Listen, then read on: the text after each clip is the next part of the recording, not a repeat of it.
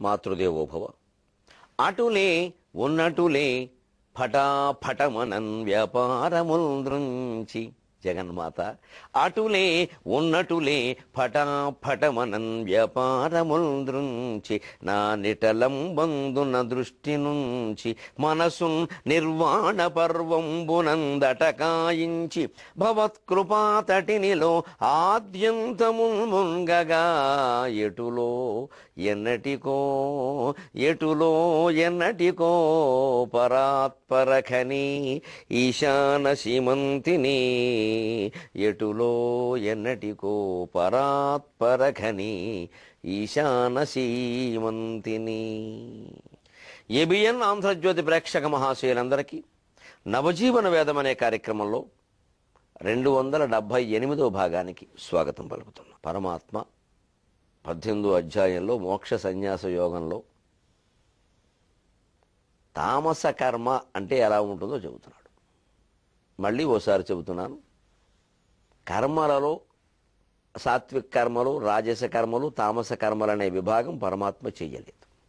నువ్వు ఏ పనైనా చేయవయ్యా, నాకు అనవసరం, నీ వీలుని బట్టి, నీకు ధర్మం అనిపించడాన్ని బట్టి, నీ అవసరాన్ని బట్టి కూడా కొన్ని చేయాల్సి వస్తుంది. ధర్మాధర్మాల కంటే అవసరాలు చాలాసార్లు ముఖ్యం అవుతాయి. శాస్త్రం కూడా ధర్మ సూక్ష్మం ఏమిటంటే అవసరమైనప్పుడు తప్పైనా తప్పదన్నారు. అంచేత మనం ఇప్పుడు వ్యభిచార కోపంలో ఇరుక్కుపోయినటువంటి స్త్రీలు ఉన్నారు, వాళ్ళందరినీ దుర్మార్గులు అంటామండి. లక్షలు సంపాదించుకుని కోట్లు కొవ్వెక్కి వేషాలు వేస్తున్నవారు చాలామంది ఉన్నారు, వాళ్ళు దుర్మార్గులు. శీలం పట్ల ఏ దృష్టి లేకుండా అసలు రకరకాల పిచ్చి భోగాలకు అలవాటు పడి వాడు దుర్మార్గులు. కానీ కడుపు కక్కుర్తి కోసం ఏదో చేస్తే ఒక ఆవిడ తప్పెందుకు అవుతుంది?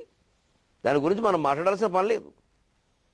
అంటే ధర్మాధర్మాలని అవసరాలు నిర్ణయిస్తాయి. నిజంగా అలా చేసిన వాళ్ళు కొన్నాళ్ళకి తెలుసుకుంటారు. వాళ్ళకి తెలుసు సార్ అవసరమే చేస్తున్నాం, కానీ ఇది కర్మరా బాబు అని తెలుసు వాళ్ళకి.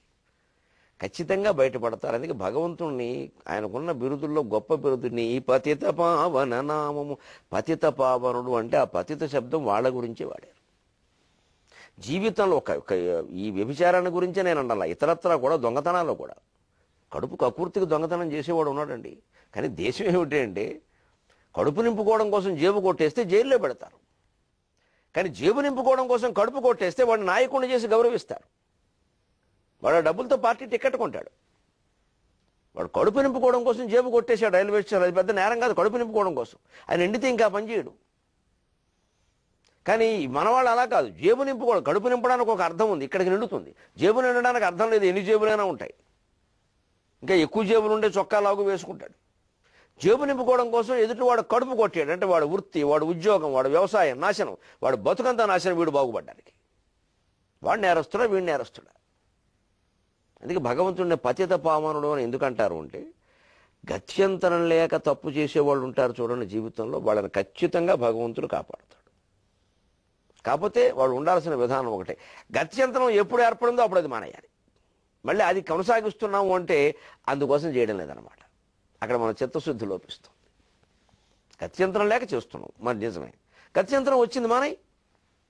ఇప్పుడు మెట్ల మీద అడుక్కునే వాళ్ళని చూస్తే మనకు అనిపిస్తుంది ఒకసారి, వీళ్ళందరినీ ఎక్కడో ఒక ఆశ్రమంలో పెట్టి ఏదైనా పని కల్పిస్తే కూర్చుంటారు కదా, ఏమిటి అడుక్కుంటున్నారు. కానీ మీరు గమనించండి, వాళ్ళు చాలామంది లేక అడుక్కోవడం లేదు, పని చేయడం ఇష్టం లేక అడుక్కుంటున్నారు. ముఖ్యంగా గుడి దగ్గర మెట్ల మీద కూర్చునే వాళ్ళు చాలామంది మీద నాకు ఇదే అనుమానం.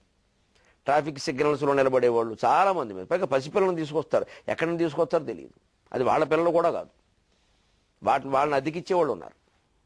దాని మీద పెద్ద వ్యాపారం ఉంది. ఏకంగా వెనక ఆంధ్రజ్యోతి పత్రికల్లో మొత్తం ఈ వ్యాపారం అంతా వచ్చింది.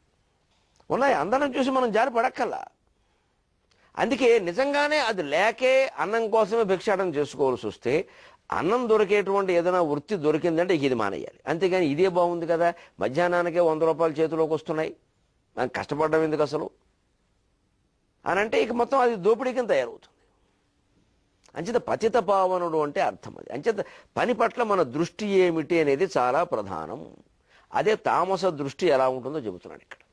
అనుబంధం క్షయం హింసాం అనపేక్ష పౌరుషం మోహాదారభ్యతే కర్మ ఎత్తత్తామసముచ్యతే.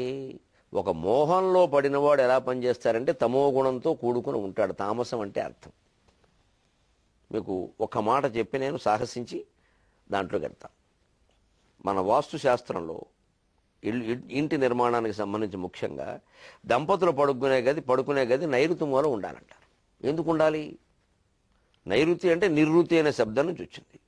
ఆయన పూర్వజన్మలో ఒక కిరాతకుడు, పింగళకుడు, ఒక మహోపకారం చేసి ఒక సార్థవాహుల గుంపుని దోపిడీ వాళ్ళ బారి నుంచి రక్షించాడు. కాశీఖండంలో చాలా గొప్పగా ఉంటుంది ఆ కథ. ఒక కిరాతుడై ఉండి బాటసారుణ్ణి బోయవాళ్ళ నుంచి రక్షించినందుకు బహుమతిగా శివుడు ప్రత్యక్షమై ఆయన దిక్పాలకుండా చేస్తాడు. ఆయన పేరు పింగళకుడు, పూర్వజన్మలో కిరాతుడు. తర్వాత నిర్రుతి అయ్యాడు. ఆయన రాక్షస జాతికి చెందినవాడు. అదో జాతి. రాక్షసులు అనగానే దుర్మార్గులను తీర్మానాలు చేయక్కల, అదో జాతి, అదో లక్షణాలు ఉన్నాయి, కొన్ని పద్ధతులు. ఆయన దిక్పాలకుడే. ఆ దిక్కు ఆయనకి ఇచ్చారు. నువ్వు దీనికి అది దేవేంద్రుడు అంత గొప్పవాడు, నిరుతి అంత గొప్పవాడు. కొన్ని పనులు తూర్పులో జరగాలని ఎలా అంటే కొన్ని పనులు నైరుతిలో జరగాలి. అది దంపతులు నైరుతి మూలం ఎందుకంటారు? దాంపత్య బంధం రతిక్రీడ తమో గుణానికి సంబంధించింది. కానీ మీరు ఒక్కసారి దాన్ని గమనించండి. మోహాదారభ్యతే సరిగ్గా సరిపోయింది లేదా? పెద్దవాళ్ళం ఎక్కువ మంది వింటున్నా సరే, పిల్లలు విన్నా నష్టమేం లేదు. యువతరం తెలుసుకోవాల్సిన విషయం చెప్పుకుందాం. రతిక్రీడకి మనిషి స్త్రీ మనస్సు కానీ పురుషుడు మనస్సు కానీ సిద్ధపడి మోహానికి గురైనప్పుడు అనుబంధం, క్షయం, హింస సహా అవి పక్కనట్టు అసలు ఏమైనా మనం ఆలోచిస్తున్నామా? ఎప్పుడు అన్నట్టుగా మనసు ఆలోచించట్లేదా? విశ్వనాథ సత్యనారాయణ గారు అయితే 1000 పడగలో సరదాకు ఒక మాట అంటాడు, సరసంగా అంటాడు. ధర్మారావు అరుంధతి భార్యాభర్తలు. ధర్మారావు రాత్రి భోజనం చేసి 10 గంటలకు అలా మంచం మీద పడుకుని, అప్పట్లో 9ంటికి పడుకునేవారు, మంచం మీద పడుకున్నట్టు అరుంధతి కోసం ఎదురు చూస్తున్నాడు. ఆ వాంఛతో ఆయన ఉండడం వల్ల అరుంధతి లోపల వంట గిన్నెలు సర్దుతుంటే చప్పుళ్ళు అవుతున్నాయట. ఆ గిన్నెలు చేస్తున్న చప్పుడంతా మన్మథ బాణాల సవ్వడలా వినపడింది. మరి అదంతే మోహాద ఆరభ్యత అంటే అర్థం. అది అదే ఈ పురుషుడిగా వాంఛ లేదనుకోండి, ఆ గిన్నెలు చప్పుడది ఏంటిది పడుకోనేకుండా సంత అంటాడు. ఈయనకి ఇష్టం ఆ పని ముగించుకుని ఆవిడ రావాలి. కాబట్టి ఆ గిన్నెల చప్పుడు కూడా మన్మథ బాణాల సవ్వడిలా వినపడింది. మన్మథ రథచక్రాల సవ్వడి అని సరదాగా రాస్తాడు 1000 పడగల వాళ్ళు. అంటే మనిషి భావాన్ని బట్టి ఉంటుంది. అందుకే అదే కదా ప్రపంచ శంకరాచార్య చెప్పింది, సృష్టిలో భేదం లేదా నీ దృష్టిలో భేదం ఉందని. ఆయన దృష్టి అలా ఉంది ఆ వాంఛతో. సరిగ్గా ఈ వాంఛకి లోబడినప్పుడు మనం మోహంతో చేస్తాం. కానీ ఆ వాంఛ మనుషులకు తప్పదు. అది తమో గుణం. తమో గుణానికి అధిపతి నిర్వృతి, ఆయన మూల నైరుతి. అందుకని దంపతులను అక్కడ పడుకోమన్నారు. బీరువా అక్కడ ఎందుకు పెట్టుకోమన్నారు? దంపతులు పడుకున్న చోట బీరువా ఉండాలి, కానీ హాల్లో పెడతారా పట్టుకెళ్ళి ఎవడో కొట్టేసేలాగా. అందుకని అందుకని బీరువాక్యం అక్కడ పెట్టమని లెక్కలేదు అక్కడ, ఎందుకంటే వీళ్ళు అక్కడ ఉంటారు కాబట్టి. అది అలా. అంచేతన ఈ కామవాంఛ అనేది మోహానికి గురి చేస్తుంది. అది మాత్రమే గురి చెయ్యదు. రాజకీయమైన పదవీకాంక్ష కూడా అంతే. ఉద్యోగాల్లో ఉండే విపరీతమైనటువంటి వాంఛలు, నేనే పదోన్నతి పొందాలి, మిగిలిన వాళ్ళకి రాకూడదు, నేనే ఈ కంపెనీని సొంతం చేసుకోవాలి అని కూడా అంతే. వ్యాపారాల్లో నేనే నెంబర్ 1 అయిపోవాలి, నెంబర్ 1 అయిపోవాలి. ఇది కామవాంఛ కంటే దారుణమైన వాంఛ. కామవాంఛ కనీసం 50 ఏళ్లకో 55 ఏళ్లకో చుక్కనే పెడతాడు. వీడు కామా కూడా పెట్టడు. ఈ వ్యాపారాల్లో పోటీలు వీటి ఉందే, ఇవి కామా కూడా ఉండదండి, చుక్క కాదు. ఇంకా చచ్చే వరకు అంతే. ఇంకా అన్ని వ్యాపారాలు చేస్తాడు. మీకు అన్ని వ్యాపారాలు అవసరమైన మనిషికి, అన్నిట్లోనూ మనమే ఉండాలా? ఇది ప్రజలు ఏదో మనల్ని నమ్మారన్న 10 మందిని బతికించచ్చుగా. ఒక సంస్థకి ఏదైనా ఒక పేరు వచ్చేసరికి అన్ని వ్యాపారాల్లో వేలెడ్డం, ఇంకా ఆ పేరు మీద ఇవన్నీ అమ్మేసుకోవడం. అప్పుడే మొత్తానికి మునుగుతారు. ఎప్పుడు అందరిని ఎత్తుని టోపీ పెడతారు. ఏదో పచ్చళ్ళ కంపెనీ పెట్టడం, అక్కడ నుంచి రియల్ ఎస్టేట్. పచ్చళ్ళ కంపెనీకి రియల్ ఎస్టేట్కి సంబంధం ఏంటండి? గుంటూరులో క్రేన్ కంపెనీ పెట్టిన సుబ్బారావు గారు ఉంటారు, మహానుభావుడు నిజంగాను. సైకిల్ మీద తిరిగి ఒక్కపొడి అమ్ముకునేవాడు ఇంట్లో ఉండి. అలా చిన్న ఆయన వృద్ధి చెంది క్రేనే పెట్టారు. ఆయన క్రేన్ సుబ్బారావు అంటారు ఇప్పటికి. మహానుభావుడు నిజంగా, గొప్ప చాక్ కూడాను. నేర్చుకోవాలి ఆయన నుంచి. చాలా పుల్లారెడ్డి స్వీట్స్లో పుల్లారెడ్డి గారు, ఈ సుబ్బారావు గారు ఒక ఆదర్శమైన వ్యాపారం చేశారు. వాళ్ళు వ్యాపారస్తులే కానీ ఆదర్శంగా చేశారు. పుల్లారెడ్డి గారు అయితే మరీ అసలు దాత. నేను ఆయన మీద సరదాగా ఆయన ఉన్నప్పుడు ఎప్పుడో సభలో అన్నారు, ఇంటి పేరేమో పుల్లా, ఈయన చేసేదేమో స్వీట్లు, తేడా ఏమిటి ఎలా కలిసింది అసలు? ఇంటి పేరేమో పులుపా, ఈయన చేసేదేమో స్వీట్లా. కానీ ఎంత స్వీట్లు ఉంటాయి. ఎప్పటికీ పుల్లారెడ్డి స్వీట్ అంటే ఓ నమ్మకం. అలాగే క్రేన్ ఒక్కపొడి చాలు కదండి. ఒక్కపొడి వాడు మళ్ళీ ఇంకో చెక్కపొడి, ఇంకో వ్యాపారం ఎందుకండి? రియల్ ఎస్టేట్ పని ఏమిటి? అనుబంధం క్షయం హింసాం అనపేక్ష పౌరుషం, అనుబంధం క్షయం హింసాం అనపేక్ష పౌరుషం, మోహాదారభ్యతే కర్మ యత్తత్తామసముచ్యతే. మోహంతో చేసేటువంటి పని కేవలం కామవాంఛ కాదు. వ్యాపారాలంతే. నేనే నెంబర్ 1 అవ్వాలనే దుర్మార్గపు వాంఛ అంతే. అసలు మన రంగంలోనే మనం నెంబర్ 1 అవ్వాలని కోరుకోకూడదు. నాతో పాటు 10 మంది బతకాలి, ఇది మనం కోరుకోవాలి. అప్పుడు మనం ప్రశాంతంగా ఉంటాం, వారు బాగుంటారు. మన రంగమే కాదు, మనకి సంబంధం లేని రంగాల్లో కూడా వేలు పెట్టడం, మనకేదో బ్రాండ్ నేమ్ అంటారు, దానికి ఏదో ఒక పేరుంది కాబట్టి దాంతో ఇంక అన్ని వస్తువులు అని అవసరమా? 10 మంది బతకద్దా? ఇదివరకు ఆ వ్యాపారాలు చేసేవాళ్ళంతా ఏమైపోవాలి? ఇదంతా మోహమే. వీళ్ళకి దుఃఖాలు తప్పవు, వీళ్ళ కుటుంబాల్లో చీలికలు తప్పవు, అకాల మరణాలు తప్పవు, శోకాలు తప్పవు. ఎందుకంటే ఆ ఆందోళనే, ఆ పాపమే కొట్టేస్తుంది వెంటనే. ఎంతోమంది పేదవాళ్ళ బతుకులు ఈ పెద్దవాళ్ళ వ్యాపారాల వల్ల నాశనం అయిపోతున్నాయి. పేదవాళ్ళ బతుకులు నాశనం అవుతున్నాయండి. పెద్ద కుటుంబాలు ఒకళ్ళో ఇద్దరో బాగుపడ్డం ఉంది. ఇది దుర్మార్గపు వ్యాపారం సాగుతోంది. ఇది పూర్తిగా తామస కర్మకాండ. వీళ్ళ కుటుంబాలన్నిటికీ భగవంతుడు శిక్ష వేసేస్తాడు, అనుమానం లేదు. వీళ్ళు ఏ కొడుకుల కోసం, ఏ కూతుళ్ళ కోసం, వీటి కోసం ఇవన్నీ చేస్తున్నారో, ఏ పేరు కోసం, ఆ పేరుకి ఆ ప్రతిష్టకి అప్రతిష్ట కలిగిస్తాడు. ఆ కొడుకులకి కూతుళ్ళకి ఏం చేయాలో అది చేసేస్తాడు మొత్తం. ఎందుకంటే దేశాన్ని దోచుకుని బాగుపడుతున్నారు. నాకేం మొహమాటం లేదు చెప్పడానికి. భగవంతుడు మాకు జ్ఞానం ఇచ్చింది జమీందారుల్ని సమర్థించడానికి కాదు, పేద ప్రజల పక్షాన్ని నిలబడి ధర్మాన్ని నిలబెట్టడానికి. బలహీనుల పక్షం మేం, బలవంతుడు సహాయం మాకు అవసరం లేదు. బలమెవ్వడు లోకపాలురందరికీ బలమైన బలవంతుడు మహావిష్ణువు మాకు బలం. వీరెవ్వరి బలం మాకు సంబంధం లేదు, అవసరం లేదు. నేను ఒక కోటీశ్వరుడి ఇంట్లో పెళ్లికి వెళ్ళడం కంటే, ఒక రిక్షావాడి ఇంట్లో పెళ్లి కంటే, మా పని మనిషి కూతురు పెళ్లి అయితే వెళ్ళడానికి నేను సిద్ధంగా ఉంటాను. నాకు అది ఇష్టం, మొహమాటం లేకుండా చెబుతున్నాను. నాకేం ఎవ్వరు ఆహ్వానాలు నాకు అక్కర్లా. మా పని మనిషి ఇంట్లో పెళ్లికి నేను ఎడతా, అది ఆనందించాలి. ఈ పెద్ద మనుషులు ఇళ్లలో నాకు అవసరం లేదు. ఎంత బలహీనుడైతే నాకు అంత ప్రేమ. ఎందుకంటే మనం చదువుకున్నది భగవద్గీత. భగవంతుడు బలహీనుల పట్ల ప్రేమ కోసమే భగవద్గీత చెప్పాడు. జమీందారులను బాగు చేయడం చెప్పాలి. అర్జునుడు బలహీనుడు అయ్యాడు కాబట్టి చెప్పాడు, లేకపోతే చెప్పేవాడు కాదు. భగవద్గీత వింటున్న మనం కూడా బలహీనుల పట్లే ప్రేమ పెంచుకోవాలి.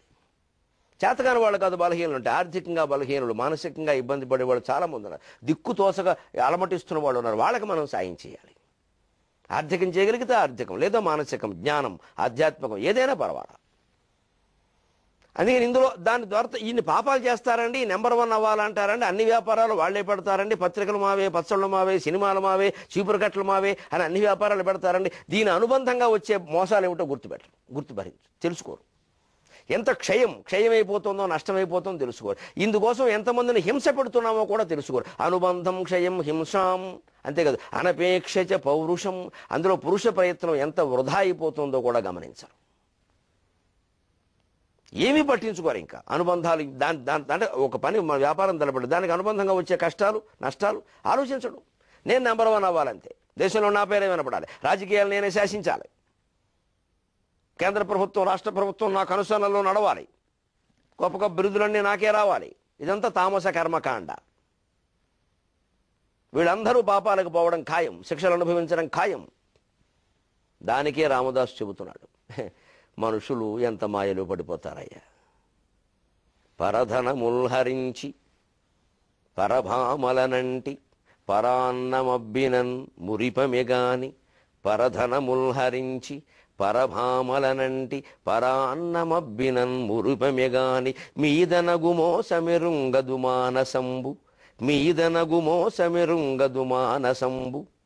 పరధనముల్హరించి పరభామలనంటి పరాన్నమబ్బినన్ మురిపెమెగాని, మీదనగుమో సమిరుంగదు మానసంబు. దుస్తరమిది కాలకింకర గదాగతి పాల్బడనీక, కాలకింకర గదాగతి పాల్బడనీక, మమ్మునేతరి దరి చేర్చిగా చెదవో దశరథి కరుణాపయోనిధి, దశరథి కరుణాపయోనిధి, మమ్మునేతరి దరి చేర్చి కాచెదవు. మానవులమయ్యా, బలహీనులమయ్యా, మాయలో పడిపోతున్నామయ్యా, మాకున్న సొమ్ము చాలడం లేదయ్యా, ఇతరుల సొమ్ము హరించాలని చూస్తున్నామయ్యా. పరధనములు హరించి పరభామలనంటి, ఒక సంసారం సరిపోవడం లేదయ్యా, ఉన్న సంసారాల్లో సుఖంగా లేకుండా పక్కచూపులు చూస్తున్నామయ్యా. అదే ఆడాళ్ళు ఆ పనికి పాల్పడితే ఓ ద్రోహులను మాట్లాడుతున్నామయ్యా. మనం ఒకటి చేస్తే ద్రోహం కదా, ఒకటే కదా, ఎవరికైనా శీలం ఒకటే. ఆడాళ్ళు చేస్తేనే తప్పు అయిందా, మొగాళ్ళు చేస్తే తప్పు కాదు. కానీ లోకంలో విచిత్రమైన మాట ఏమిటంటే, ఆశ్చర్యకరంగా ఉంటుంది వ్యాఖ్యానాలు వింటుంటే. మొగాడు సరసంగా తిరిగాడు అనుకోండి, అప్పుడు విచిత్రంగా మాట్లాడతారు. ఆడదాన్ని బట్టి జాలి చూపిస్తారు. పాపం ఏదో అలా తిరుగుతున్న పాపం ఆ ఇళ్ళకి అన్యాయం చేస్తాడు. ఇల్లాలే కనుక తప్పు చేసింది అనుకోండి, మగాడు చేతకాని వాడు అంటారు. వీడు చేతనైన వాడితో రౌతును బట్టి గుర్రం ఉంటుంది. ఎన్ని సామెతలో రకరకాలు, ఎవరిని వ్యాఖ్యానాలు బట్టివారు. ఇంకా ఇందులో మళ్ళీ ఆడాళ్ళ వ్యాఖ్యానాలు వేరుగా ఉంటాయి, మగాళ్ళ వ్యాఖ్యానాలు వేరుగా ఉంటాయి. ఇదే భర్త కనుక పక్కదో పడితే ఆ ఇల్లాల పట్ల పక్క ఇల్లాల సానుభూతి చూపించకపోగా మగాడితో చూసే విధంగా చూసుకోవాలి, ఉండే విధంగా ఉండాలి. వాళ్ళు పక్కకి వెళ్ళారంటే అది మందే తప్ప. అబ్బా, ఈవిడ భర్త వెళితే తెలుస్తుంది ఆ విషయం. ఇందులో మళ్ళీ ఆడది కష్టంలో ఉంటే ఆడది వ్యతిరేకంగా మాట్లాడుతూ నాకు ఆశ్చర్యంగా ఉంటుందండి. మళ్ళీ స్త్రీలంతా ఏదో ఐకమత్యం, ఎక్కడుందో ఐకమత్యం నా తలకాయ. సాటి స్త్రీయే వ్యతిరేకంగా మాట్లాడుతుంది. అంచేతనే ఈ ఐకమత్యాలు ఇవన్నీ అనుకోవడం మన భ్రమలు. అంతా అవసరాన్ని బట్టి మాట్లాడతాం. మన దృష్టి ఆ క్షణంలో ఆ మనుషుల మీద ఎలా ఉందో దాన్ని బట్టే మన అభిప్రాయాలు ఉంటాయి. అది ధర్మం అనుకోవడం పొరపాటు. ధర్మం కావచ్చు, అధర్మం కావచ్చు. ధనం విషయంలో, స్త్రీ భోగాల విషయంలో మనం మోసపోతున్నావా లేదా, మాయలో పడుతున్నావా లేదా? రామదాస్ చెప్పింది అదేగా. పరాన్నమబ్బినన్, ఎవడు పొలమో కొట్టేశాం, ఎవడు స్థలమో లాక్కున్నాం. ఇదే పరాన్నం. అన్నం అంటే అన్నమే కాదు. ఇక్కడ ఏమిటి దానివల్ల అనుభవించేది? అసలు మనకు ఉన్న స్థలాలు ఉన్నాయి ఇక్కడ 2, 3, వాటిలో ఏం కట్టలేదు. ఎప్పుడప్పుడు వెళ్ళి చూసుకోవడం తప్ప. ఏ హుద్దు తుఫానుకో అక్కడ ఏదైనా జరిగితే మళ్ళీ వెళ్ళి బాగు చేసుకోవడం ఇదో పని. ఇంతకుమించి మనం ఆ స్థలంలో చేసింది ఏమీ లేదు. ఇంక దీని తోడు మళ్ళీ పక్కవాడి స్థలం మనకు దేనికండి? అబ్బే, నాకు అధికారం ఉంది, మొత్తం లాగాయి. ఉండగా లాక్కపోతే ఎప్పుడు లాగుతావు? ఏదో పెద్ద గొప్ప. ఏదో శంకరాచార్య వేదాంత నిండమంలో చెబుతారు, నాతి దూరేన్ రుణామృత్యు సుప్తేరుత్థాయ సుప్త్యంతే బ్రహ్మైక్యం చింత్యతాంబరం నాతి దూరేన్ రుణామృత్యు ఇది వేదాంత రెండిమక. నిద్ర లేచిన మొదలు పడుకునే వరకు భగవంతుని గురించి తప్ప వేరే ఏమీ చింతించకు. ఆత్మధ్యానమే చెయ్యి, ఆత్మజ్ఞానం కోసమే ప్రయత్నం చెయ్యి. ఎందుకంటే ఎప్పుడు మృత్యు వస్తుందో తెలియదు కదా అని అంత గొప్పగా ఆయన చెబితే వీళ్ళు దాన్ని ఎలా తీసుకుంటారంటే, మనం ఎప్పుడు ఉంటామో ఏమవుతుందో ముందు లాగే నొక్కే స్థలాలు నొక్కే మందంటేసి ఉండగానే 4 రాళ్ళు సంపాదించుకోవాలి. 4 రాళ్ళు కాదు, 40 రాళ్ళు సిద్ధం చేశారు యమకింకర్లు. అదే చెబుతున్నాడు రామదాసు పద్యంలో. పరధనముల్హరించి పరభామల జూచి పరాన్నమబ్బినన్ మురిపెమెగాని. శుభగారే, అది మరి ఏంటి, ఊళ్ళో మనం ఉన్నాం, ఇక్కడ మనకు తెలియకుండా ఆడు స్థలం కొంటాడు, ఇక్కడ మన దగ్గరికి మనం సెటిల్మెంట్ చేస్తాం. వీడి అకౌంట్ చిత్రగుప్తుడు సెటిల్మెంట్ చేశాడు అక్కడ పైన. వీడికి అర్థం కావట్లా. ఏదో ఊళ్ళో లక్షపత్రి పూజ చేస్తే ఆ దోషం పోతుంది. లక్షపత్రే, శిక్షపత్రే, లెక్క దేవుడి దగ్గర ఇవన్నీ కుదరవు. లక్షపత్రి పూజ చేయిస్తాడు. దొంగిలించిన సొమ్ములో సగం ఎలా ఖర్చు పెట్టిస్తాడు, మిగిలిన సగానికి కాదు రెట్టింపు అక్కడ శిక్ష వేస్తాడు. భగవంతుడు లేరని వీళ్ళకి అర్థం కావు. ఏదో వీళ్ళు చేసిన పాపాలన్నీ మాఫీ చేస్తారు పూజలతో అనుకుంటారు. అంత అమాయకుడు కాదు దేవుడు. ఇంత చేస్తోంది కానీ నా మనస్సు మీదనగు మోసమిరుంగదు మానసంబు. పైన వచ్చేటువంటి కష్టాలు, నష్టాలు, పాపాలు, శిక్షలు తెలుసుకోదేమిటయ్యా? దుస్తరమిది, నాకు అర్థం కావట్లేదు. దుస్తరమిది. పరధనముల్హరించి పరభామల జోచి పరాన్నమబ్బినన్ మురిపెమెకాని మీదనగు మోసమెరుంగదు మానసంబు. దుస్తరమిది కాలకింకర గదాకతి పాల్పడనీక మమ్మునేతరి దరిజేర్చి కాచెదవో దశరథీ కరుణాపయోనిధి. కాలకింకర గదాకతి పాల్పడనీక. యవ్వనంలో ఉండగా, అధికారంలో ఉండగా, ఊళ్ళో మంచి 10 మంది మీద మనకి పెత్తనం నడుస్తూ ఉండగా, ఆరోగ్యం బాగుండగా ఇతరుల ధనాలు హరించాను. ఇతర స్త్రీలను కూడా ప్రలోభపెట్టి లోపరుచుకున్నాను. ఇతరుల పొలాలు ఆక్రమించేశాను. వాళ్ళ నోటి దగ్గర కూడు లాక్కున్నాను. వాళ్ళ బతుకులు చెడగొట్టాను తండ్రి. అప్పుడు మీద ఏం జరుగుతుందని నేను ఆలోచించలా. కానీ వయస్సు ముదురుతున్న కొద్దీ, 60, 70 దాటుతున్న కొద్దీ, మృత్యువు సమీపిస్తున్న కొద్దీ లోపల గుబులు బయలుదేరింది. కాలకింకర గదాగతి. యమధర్మరాజు భటులు గద పెట్టి మొత్తుతారట. ఎలా మొత్తుతారో అప్పుడు ఎలా మొత్తుతారు? మనం స్థలాలు ఆక్రమించేటప్పుడు, పొలాలు ఆక్రమించేటప్పుడు పేదవాళ్ళని ఎలా మొత్తావో అలాగే మొత్తుతారు. ఇంతకు రెట్టింపు మొత్తుతారు. ఈ ఆక్రమించేటప్పుడు ఆలోచన చేయాలి. అది లేదండి. చేసేటప్పుడు శుభ్రంగా చేసాడు. పైగా ఆ తెలివితేటల కింద ప్రకటించుకోవడం దాన్ని. ఉంటున్నాం, కాపాడుకోవాలి, చేతకాని వాళ్ళు స్థలాలు ఎందుకు కొనుక్కోవడం అని మాట్లాడడం. వాడి ఇష్టం వచ్చిన భాష, అది జిల్లాకో భాష. అది ఇలా మాట్లాడతారు. మీద వచ్చేది తెలియట్లేదయా. మమ్మునే తరిదరి చేర్చిగా చెదవు, దశరథీ కరుణాపయోనిధి. ఈ రకంగా మమ్మల్ని గట్టెక్కిస్తావు కదా, దరిజేర్చి కాచెదవు అంటున్నాడు.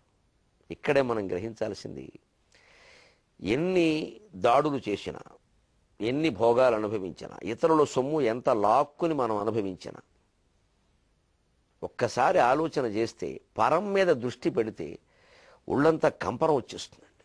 దీనికి ఆముక్తమాల్యదలో చక్కని ఉదాహరణ ఉంది. పాండ్యరాజు ఆయన ఏవో దండయాత్రలు అవి చేస్తాడు, ఎవరినో జయిస్తాడు, పెద్ద సామ్రాజ్యాన్ని స్థాపించాడు. అసలు ఈ పాండ్యరాజ్యం, దాని వైభవం కాళిదాసు రఘువంశంలో కూడా వర్ణించారు. దుర్యోధనుడి కాలంలో కూడా ఉంది అది. అసలు పాండ్యరాజు ఇంద్రుడికి సాయం చేసేవాడు. అంత గొప్ప పాండ్యరాజ్యం, అంత ప్రాచీనమైంది కూడా. పాండ్యరాజు ఏవో దండయాత్రలు చేసి వచ్చి ఓ రోజు మధ్యాహ్నం వాడి ఇంటికి వచ్చి భోజనం చేసి పడుకుని లేచి సాయంత్రం మరి చేతికి మల్లెపూలు అవి కట్టుకుని ఉండాలిగా భోగాలు. ఆయనకు ఒక ప్రియురాలు ఉంది, భార్య కాకుండా. మరి మహారాజులు ఉండకపోతే అలాగే మామూలు వాళ్ళకే ఉంటుంటే, అందుకని ఈ రాజమందిరం దాని కొంచెం దూరంలో ఆ ప్రియురాలి మందిరం ఉంది, భోగదాని మందిరం, వారాంగనా మందిరం ఉంది. అక్కడికి ఎడుతున్నట్టు. సరే వెళ్ళేది ఏ పనికో తెలుసుగా అందరికీ, దీనికి మళ్ళీ సెక్యూరిటీ ఎందుకు, ముందో కాన్వాయ్ వెనకో కాన్వాయ్, అందుకని ఆయనవా మీరందరూ బాగుండరా, నేను సరదాగా దానికి అంతమంది వస్తే దానికి ఇష్టం ఉండరా అన్నాడు. సరే వెళ్ళాడు పాపం. వెళుతుంటే విచిత్రం చూడండి కథ ఎలా మలుపు తిరిగిందో. వెళుతుంటే దారిలో రాజపురోహితుల ఇల్లు ఉంది. అప్పట్లో అలా ఉండేది, అసలు ఆలోచన అలా ఉండేది. అక్కడ రాజుగారి మందిరం అంతఃపురం, దూరంగా ఆయన భోగ మందిరాలు, మధ్యలో బ్రాహ్మణులు. ఇదేమిటిది ఈ పెంట మధ్యలో బ్రాహ్మణులు ఏమిటంటే, ఈ బ్రాహ్మణులు పాడుకునే శ్లోకాలు, చేసే యజ్ఞాలు, వాళ్ళు చెప్పుకునే మంచి మాటలు ఏదో ఒక రోజు ఈ రాజు బొరలోకి ఎక్కకపోవు, అందువల్ల వాడు సక్రమంగా పరిపాలిస్తాడు. మన ప్రాచీనుల ఆలోచన అంత గొప్పది. అందుకని రాజపురోహితుల మందిరాలు అక్కడ పెట్టారు. ఊళ్ళో ఏదో జాతర జరుగుతోంది దేవుడిది, రంగనాథస్వామిది ఏదో. పల్లెటూళ్ళు వాళ్ళందరూ వచ్చారు. అందులో బ్రాహ్మలు ఈ పురోహితుడి ఇంట్లో మకాం పెట్టామని. ఎక్కడ పెడతారు, చుట్టాలు ఉండాలి కదా. అది చుట్టాలు కాకపోయినా ఆదరించేవారు. పెద్ద పెద్ద అరుగులు ఉండేవి, అందరూ పడుకున్నారు. కాసేపు ఏదో కాలక్షేపం, ఎవా రామశాస్త్రి నిద్ర రావట్లేదో శ్లోకం చదవయా అన్నట్టు. ఈ రాజుగారు ఇలా పెడుతున్నాడు నెమ్మదిగా.